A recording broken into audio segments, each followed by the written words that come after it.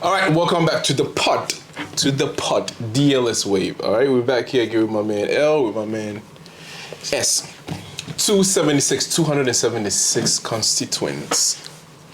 That's what Cheddar is trying to achieve, right? Go through all the constituents in Ghana, try to stamp his markings, stamp his ideas, his vision, so people can vote for him during the upcoming presidential elections. December 7th, right?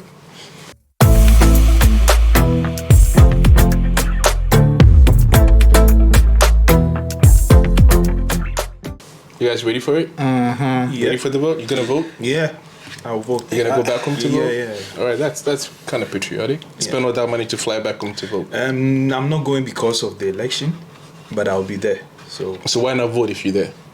Yeah, I'll vote if they allow me. Why wouldn't you they don't allow have a you? voter card, so you I don't can't have vote. a voter card. Yeah, but I think it takes a day to get it. No, they closed They it. closed it already. They can't. That's what Cheddar was fighting. Oh, yeah, okay, I get it. That's what it was fighting for. Anyway.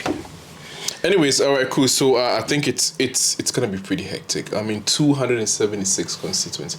Are any of the other candidates doing that, or it's just Cheddar? I think all the MPP. I think they pick and choose where they want to go, but they don't go to Baumia every was in constituency. Where they have like their strongholds, right? Yes, Kind of, yes. yeah. They are touring, so it's okay. All right. Do you think he's making any headway though? Is it effective? I mean, going through all that hustle and bustle, 276 constituents. I know he's got the energy because he's like the youngest guy pretty much in the whole, and I mean the entire race. So is it really worth it? It is. Or you just got to hit your stronghold? No, it is. For me, I think the idea is good because I don't think he will win this election, this particular one, but he will cause a certain damage by going through those 270 something plus Constituents, towns and villages or whatever, just to bring awareness. People will know him, right? So he's paving the way for the next election, the next coming election. This particular one, I can tell you, he will cause some damage anyways, but he would not. But you're saying emphatically he's not gonna win. He wouldn't. You share the same sentiment? He's not gonna win, like most definitely. I also think that Cheddar, my wish would be for him to win, because almost every youth, what he says resonates with us, and not just because it resonates with us, but that's what Ghana needs now. But I also have the fear that he might not win this time. But I'm thinking that even if he doesn't win this time, it makes sense for him to go around because he's a new entrant into the political. We've never seen an independent candidate who's made waves in such a short period of time. But even with all the acceptance he's getting within the youth community, they are still, as we know how our politics is. People are born into party families, and so to take people out of that kind of tradition, you really need to go on the ground to introduce yourself. I mean, it's 275 tall. I've seen people saying, "Oh, 276." 276. Yeah, thanks for correction. 276. I've seen old people say, "Oh, afidi who for is it your brain being your phone and cocraphone your pay? We don't want." Listen, I don't want to cut you. Sorry, but you see, Ghana, we are good with fanfooling. You remember domestication? Yeah. And I remember when he came out with his domestication plan, and people were like, Latte.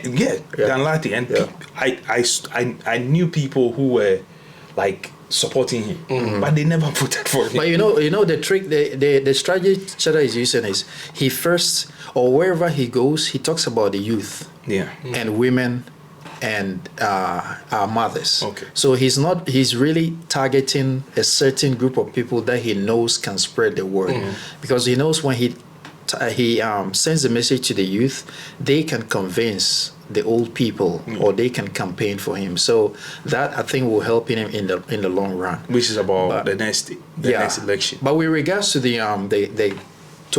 entire tour, I think it makes a lot of sense, because even the big political parties, they don't really go on every constituency tour. They go to like strongholds or district capitals or things like places like that. Yeah, but he's young and he's got the energy, right? Yeah. And possibly the funds. He's got money, right? Yeah, he could do it. Yeah. But do you think it's reticent to him? It's like, is he aware that he's not going to win? It seems to be pretty much the notion everybody's got, but nobody's really saying it out loud. It's like, okay, now he's gonna make an impact, but not necessarily win. He's smart, so he can read the room, right? He can. He has a. So you think he knows? He has an idea. He knows. He knows. But like I'm saying, what he's doing is not the now. It is for the future. Okay, create like a blueprint because for the future. truth is, if you analyze our political scene, look at the MPP, look at the NDC. People are kind of fed up. Yeah.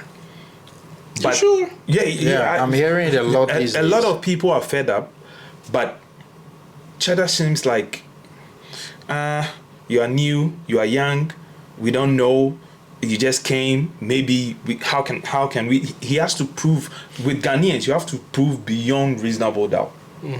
That is with Ghanaians, especially where I agree with him. We have a culture of holding on to something so much dearly, even if it doesn't help us. It doesn't help us. Yeah, the die-hard mentality. Yes. So right? I think his strategy now will help him in the next 4 years, because now a lot of the youth, they can see. Yeah. That's why I said they are tired of the NDC and the MPP. But like, Yeah, but that is an interesting statement to make, because if people are tired, you would think automatically they would want change. it is the fear. Yeah, but in this case, like you're saying, it's almost evident. You know, It is the fear of the unknown. Yeah, That is what is Yeah. that is what is actually stopping some of, and also the diehard. It's like my father, my great grandfather is an Yeah. MPP. That's I all was we born knew. in it. That is all I know. I don't even. There was an interview with a market woman, and she's saying, I'll still vote for the MPP. That's her choice, right? Yeah, But the reason she gave, she's like, even if the economy crashes, I'll still vote for the NDC or the MPP. And that is the kind of people we have. Right. Yeah, those are the die-hard fanatics. 'Cause, yeah, you're right. Because people are like, oh, I'm just gonna vote for NDC or NPP regardless. But then you ask them why, it's like they really have no idea. Yeah, they really don't. And I think it's mostly in the, excuse my language, in the non-literate community, people who cannot, who don't know what is going on in the world. They just know NDC and PP. No, So- let me save. No. Let me challenge your point. Yes, sorry. The actually it has eaten into maybe years back. You will say it. Oh, they are because they are not literate, but now it is even the most educated. I'm telling you. I'm telling you. Okay. You go on. I don't want to do the online thing, but when you listen to people, you see videos, radio stations, presenters. You see, you go on platforms. Yeah, but I would cut that out specifically. Sorry, for maybe Accra, right? But the Accra is just like what I heard. It was like what 1% of 1 point something percent of the entire country. So I don't think it's like we can say because of that percentage or that area of No, what the point he's trying to make, where I agree with him a little bit. Let me give him some. But what I'm saying is, we are talking about loyalty here, blind loyalty. Let me use the word blind loyalty here. So even the most educated, you have people on TVs like national TV defending some absurd things. Yeah, but And they are the people who have their degrees and their. But you know, when we talk, that's a small group of people, and these are people who have the platform to speak. And we all know that some of these people are in the pockets of party politics. That is another problem right there. And so it's a small group. But if you take the general people, actually on his tour, I've heard older people even saying that they are old, but even they have come to realize that the NDC and the MPP always field old people who don't have the energy, and they're just taking us for a ride. So gradually, I think people are actually coming to the realization that what he was saying wasn't bragging, but it's a reality. And the fact that he's been able to dig into, tell people what our potential is making people rethink their. But coming back to that point where you ask if he knows if he's not going to win, whether he's going to win or not. I think in some situations he's actually giving indication to that, saying that even if he doesn't win, he'll be happy if any leader comes and picks his 12 points, But that's not 12 possible. pillars. That's not We know possible. that's an impossibility. Right. So I think that But then again, people are saying that, and even in his campaign, he's also said that if you say that, oh, he won't win, so I'll still vote for the MPP. I know he's good, he will be good for us, but I know he won't win, so I'll vote for NDC or MPP. Then he will really not win. But if you say that, okay, I believe that he'll win, and the next person says, I'll vote for him because he'll win, then gradually we are building up. But that is the problem right there. People have already identified. You wanted to ask that question. If we think he can win, or if we think we are fed up, or most people are fed up, or they've seen the light. Exactly. Yeah. It should be a simple change. Right. Because if I don't like this thing, I just throw it away. Because I know it's not good for me. Right. But people will still say, oh, I feel you. I can see what you want to do. But hey, I prefer to go vote for somebody I've lost trust for. It says a lot. I think. Sorry, let me just add this. I think you said something off camera that comes to play now. You said that for so long people have been used to one way of doing things. For 32 years, it's either the NDC or the MPP. And so if a new person comes and he starts talking about something that we've never seen before, a lot of people cannot resonate. They cannot. This is what we've known. They come and they build 6 classroom blocks for us. They come and they build public toilets for us. So all of a sudden, when you come and you're saying that every 100 kilometers on the highway, we're going to put ultra-modern washrooms. People cannot understand because we do, this is a brochure level. It's the land of that is the problem we're having. People don't think it is possible. How can we be using public toilet? All of a sudden we'll be see every 1 kilometer you're going to build a public. It will be hard for a lot of people to understand, except people who are exposed, people who have traveled, people who are online and see how other countries are doing it. So I think that's another problem. I think personally we cannot resonate with Cheddar because he's young. He's kind of vibrant, he's youthful, we can kind of like see his foresight and vision, right? Because I mean, he's new, he's like I said, he's fresh and he's kind of like, muddying the waters a little bit, and it's interesting. It's interesting to see something a little bit, fresh and new. Right. But the question I feel like everybody's dying to ask is, can he really do everything he's saying he's going to do? Is it a possibility? The possibility is there. Because I've heard like people like KSM, I've heard like a lot of people say, okay, we've heard them all before, right? Yeah. Incoming, lots of promises, lots of like visions, lots of ideas. They get in there, absolute change. Yeah. So what the question is, what makes Cheddar like different? What makes him stand out? The only difference is when we change, when we give him the opportunity. That will be the difference. Because you cannot judge somebody based on another man's mistakes. They have made those promises. They have failed you. I am coming new. That is what I'm saying. The MPP and the NDC, they are not telling us anything new. Absolutely nothing. For the past, 30 years? 32 years. 32 years, exactly. They've had the opportunity, both 16 each, or whichever way you want to divide it. But they've had 32 years to leave a stamp on the nation. None have been able to do it. So it doesn't matter whether I believe Cheddar can fulfill 99% of the promises, but give him the chance. When he fails, add him to the 2. Yeah. Yeah. Put him in the closet. That is the only way. Yeah. All right. So interestingly, like I think a lot of people are kind of thinking, oh, Cheddar's thinking it's too big. His visions are like super extreme. But do you think the current leaders, they are aware of these dreams, visions, and foresight? Do they know it's possible and they're just ignoring to do it? I think they know. I think that personally, I feel like our presidents, usually we always go to the presidents. I feel like our president, when they are incoming, you can't tell me Akufo-Addo with all the things he said, with all the exposure. Well, he's been in politics like forever. Yeah, with all the exposure he's had. Yeah. You can't tell me Akufo-Addo couldn't have turned Ghana into a country like the UK. It's impossible. He has all those ideas. Yeah. John Mahama, he studied outside. He's been an assemblyman all the way to vice president and then a president. So it's not possible that they don't know these things. I think what is hurting us is party politics, because a lot of people supported you. They were on the ground, boot for boot, rain, shine. They were with you throughout the campaign. They did all the dirty jobs from the grassroots to the top. So when you become a president, deep within you, I'm sure they know that this guy I'm putting here, he's not qualified, or I know he has some shady record, he might not be able to do the job, or he's corrupt. The word is But- incompetent. Incompetent.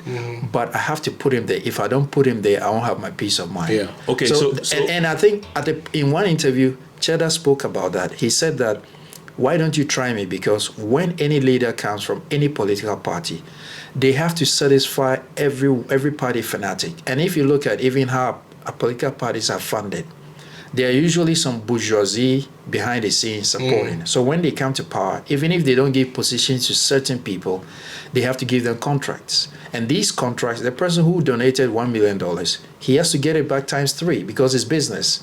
So he was saying that when you look at all these things, he said clearly that I don't think that all our past presidents had bad intentions. They're just that wicked. He said, what happens is when they come, they have to satisfy people and pay off people. And so they can't really achieve anything. But listen, I don't have a problem satisfying people because you sign deals, you sign contracts. Right. Yeah, but satisfying them with public funds. That's a problem. I'm coming. Right. Let me, I get it. But listen, what happens to holding people to I won't say ransom, but listen, you worked for me or you campaigned for me. I need this road done properly. Maybe El spoke to me and said, listen, the best person who has links that can get this roads done, it's you. Right? So let's give you this contract. We find a way, and it should have gone to maybe Kwame Kwachi or Nilante or Neil Kwame, something. But we gave it to you. My job as a leader to you is to make sure you deliver. Because if you do so, it goes a long way to continue to help you and then the next foot soldier. So I don't have a problem if they are just giving the jobs to their people, but make sure they get it done. And that is where our leadership has a problem. That's why Hubert Baidu, Cheddar's lead economist, was saying that the leaders lack political will. That's what you're saying. So it doesn't matter if you're my friend or not. You have to do the job. You know? A deal is a deal. Yeah. Okay, so if there is just one thing you think he could do to get the vote to win this year, what would it be? This is me putting you on the spot. The message, maybe the way he speaks sometimes does not ooze with somebody who believes in what he's saying. You understand? But the ideas, the team that he has already formed is good for me. I think, but I think it's a little too late for this particular election. That's why I'm saying that he might not win this election, but he will win souls. I got you, but what I'm saying, what is the one thing you think he could have done differently? He could have done differently is... Or he just got in too late? He got in too late. He just got in too late. What do you think? Yeah, let me come back to that. I think that, like we said, we all hope he'll win, but even if he doesn't win, the kind of chase he's giving to the duopoly is what I like so much. Because now, even if he doesn't win, whoever comes to power, Mama or Baumia or whoever, is going to put them on their toes because they know 4 years is right around the corner. And the way Cheddar has made headway, if he keeps campaigning for 4 years and you're not pulling your weight, it's very easy for people to switch. 4 years later, I think after what we're facing now, people are just going to be like, okay, now we understand. Let's put these people aside. They might get 30%, but he might win with 70%. Then coming back to my last point about what he should do. I think in one of our previous videos, I already mentioned that I think audiovisuals work a lot on the human mind. This 275 tour he's going on, he's doing well, but I think he could add audiovisuals. And usually they just drive into a town. It looks like he's people who go ahead, they should find a place, not just in the streets. They should organize a real diverse where he can actually project. So what is missing, I'm saying, is he should have videos of comparisons. This is where Ghana, Singapore, and Malaysia were. We all gained independence within a space same time. But look at where Malaysia is now. Look at how their people are living. Give people the shots. Let them see. People will go and lie down, and these pictures will keep ringing in their mind. So for me, I think that what is missing in his tour is something practical, something that people can see that will stay in their minds. If you just talk, it's the same as people seeing you talking on TV. And look at the difference, right? You have like, NDC coming out saying they're going to have like what? A 24-hour economy, right? But there is absolutely no details to that. Yeah. Okay, he just said it, but a lot of people have come out and say, okay, how do you run a 24-hour economy, right? Watchy sellers are not going to be on the street selling 24 hours. Farmers cannot be out there like, weeding or farming for 24 hours. So how are you really going to run it without industrialization? Because 24-hour economy pretty much runs on machinery. Yeah. And it's not every aspect of the economy that should be running. Exactly. So when you say that, it sounds good to like, the average person, but it's like, how are you really going to do it? It's just a campaign slogan. That's what I'm saying. It sounds very big. And then you go back to the NPP. I don't really, but I mean, I'm saying a lot of stuff about, digitalization. which electric buses. No, I understand they've done something, but it's for me, it's not really that impressive. Because I feel like it's way overdue. Yeah. Being able to Right. use Momo and kind of like connect your bank account to your mobile phone, it's nothing really new. I remember like way back in time, we had like this saying like, right, here was its name. Papa. So I think that's all That was the first time, I think. Yeah, I like the fact he went out to this constituency was saying the same. It's like, I did not come here to give you what money or funds. Yeah. I just came here to tell my ideas, my vision. If you think you buy into it, vote for me. I like that he's standing by it. Yeah, That's what I'm saying. He should. But that's what I like about it. He's been consistent throughout his that- messaging. Yeah. That's what I like about him. So come December 7th, let's see how it goes. All right, guys. So we do really appreciate you guys watching it. I mean, you could be anywhere doing anything at this particular time, but you took the time off to come and watch our nonsense, right? And we do really appreciate that. So thank you from the bottom of our hearts. He's got no heart, but we got hearts. So from the bottom of our heart, thank you so much. We're going to be back with another episode. DLS out. Peace.